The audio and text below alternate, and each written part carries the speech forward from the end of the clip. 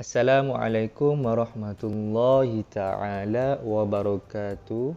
Alhamdulillah, bertemu lagi kita dalam kelas Akidah tahun 3 dalam bab sifat mukhalafatuhu lil hawadithi.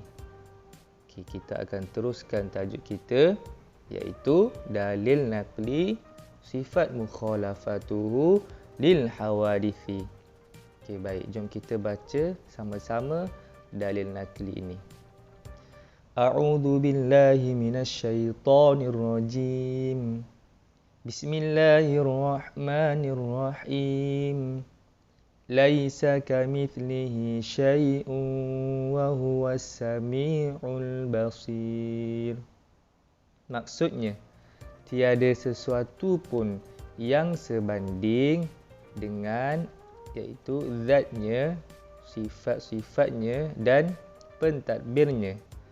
Dan dialah yang maha mendengar lagi maha melihat. Okey, ini dalam surah Asy-Syura yang mana Allah terangkan tiada satu pun, tak ada langsung benda yang sebanding dengan zatnya, dengan sifat-sifatnya iaitu sifat dan zat Allah. Dan dia sahajalah, hanya dia sahaja yang maha mendengar lagi maha melihat. Okey, ini ialah dalil naqli sifat mukhalafatuhu lil hawadithi. Baik, seterusnya ialah dalil aqli sifat mukhalafatuhu lil hawadithi.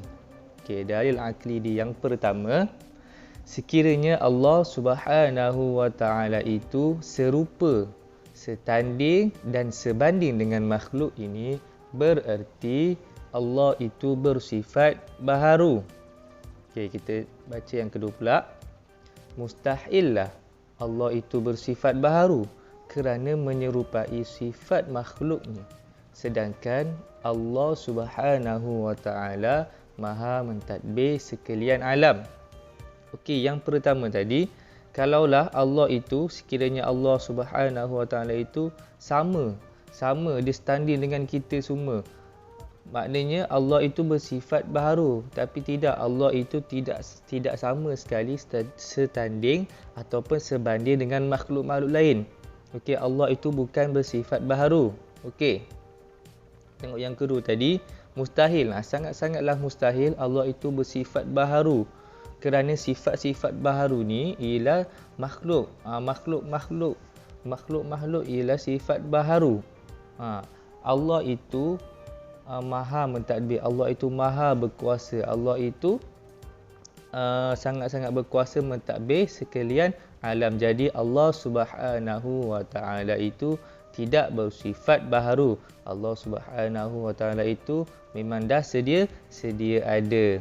Okey, sifat mukhalafatuhu lil hawadisi. Artinya apa tadi kita ulang balik. Artinya Allah berlainan dengan yang baharu. Allah tidak bersifat dengan perkara-perkara yang baharu. Okey. Hukum sifat mukhalafatuhu lil hawadisi. Okey. Hukum dia ada dua. Hukum mempercayai sifat mukhalafatuhu lil hawadisi adalah wajib. Jadi bila dalam soalan nanti, apa hukum sifat mukhalafatuhu lil hawadisi, kamu boleh jawab wajib. Senang saja. Dan hukum tidak mempercayai adalah dosa besar. Okey.